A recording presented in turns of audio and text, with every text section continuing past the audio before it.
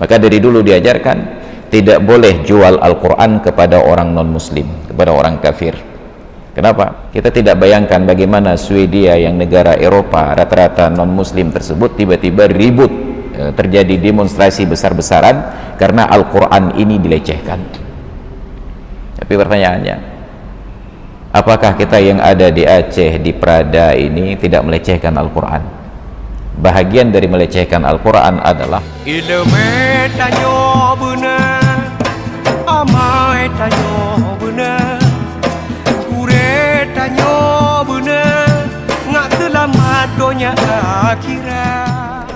Allah sudah sampaikan 14 abad yang silam, ilmu pengetahuan baru membuktikannya di abad ke-20.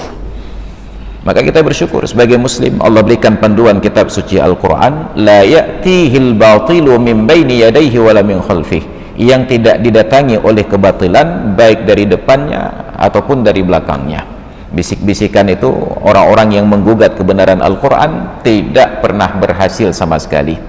Ketika mereka tidak berhasil mengalahkan teori Al-Quran, mereka hanya mampu untuk membakar Al-Quran.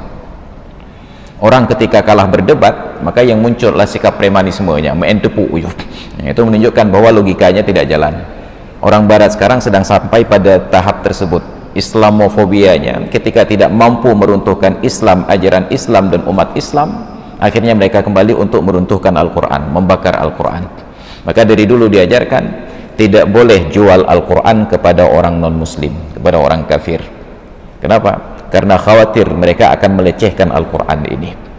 Adik Sayyidina Umar dulu, Fatimah bintil Khattab, sampai rela ditempeleng oleh abangnya Umar bin Khattab hanya karena Umar meminta agar lembaran mushaf Al-Quran itu untuk dipegang.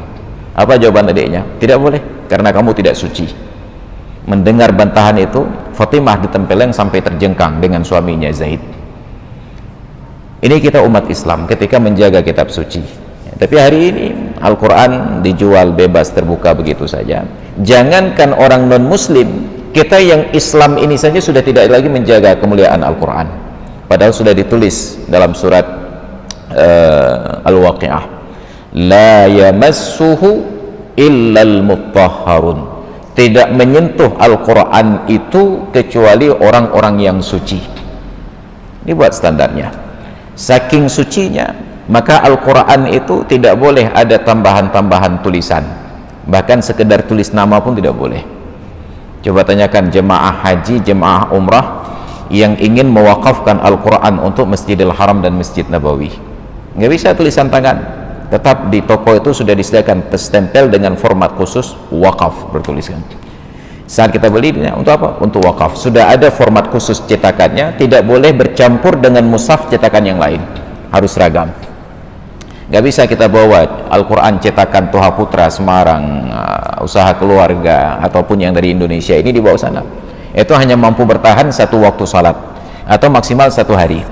Nanti ada petugas datang, ketika melihat bentuknya berbeda, cetakannya berbeda, itu akan dikeluarkan dari rak, tidak dibuang, hanya ditransfer ke masjid-masjid yang lain yang membutuhkan. Yang diterima hanya Quran dengan cetakan khusus Arab Saudi, distempel. Tidak boleh tulis nama, ini wakaf dari Masrul Aidi Al-Chat Keengi, nggak bisa, tetap hanya wakaf saja. Tapi bayangkan, mushaf Al-Quran kita itu ditambah keterangan, dibeli tanggal sekian, di toko sekian, harga sekian, milik si fulan. Saya perhatikan di pesantren anak-anak itu tulis mushaf Al-Qurannya, Al-Quran milik si fulan, tanggal sekian, dibeli di toko fulan, nomor sekian. Tidak boleh. Kita anggap Allah minta tulis, minta pahanjutnya.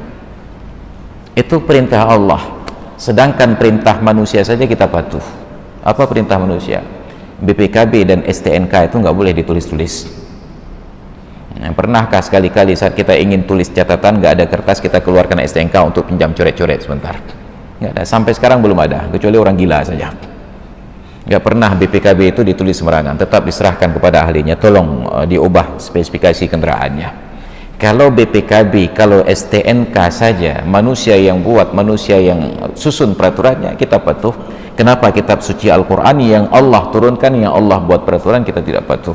Maka diingatkan, la yamassuhu illal mutahharun, jangan menyentuh Al-Quran itu kecuali orang-orang yang suci saja. Maka kita kagum, tetap di dunia ini ada saja kaumun yang mereka ini zahirina 'alal haq, menunjukkan keberpihakan mereka pada kebenaran, wala yakhafuna fillahi laumata laim, dan mereka tidak takut untuk membela hak-hak Allah itu dari caci maki orang-orang yang mencaci.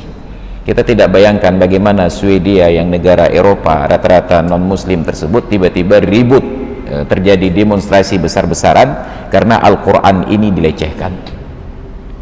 Tapi pertanyaannya, apakah kita yang ada di Aceh, di Prada ini tidak melecehkan Al-Quran? Bahagian dari melecehkan Al-Quran adalah membiarkan Al-Quran tanpa dibaca. Itu pelecehan terhadap Al-Quran. Kenapa? Sama seperti interaksi manusia. Bahagian dari melecehkan manusia adalah mengundangnya datang ke tempat lalu tidak diajak bicara. Nah, diundang untuk datang, duduk saja, enggak disapa, enggak diajak bicara, itu adalah pelecehan. Maka Al-Quran ketika sudah kita miliki mushafnya, bacalah. Kenapa? Karena di sana itu terdapat petunjuk-petunjuk.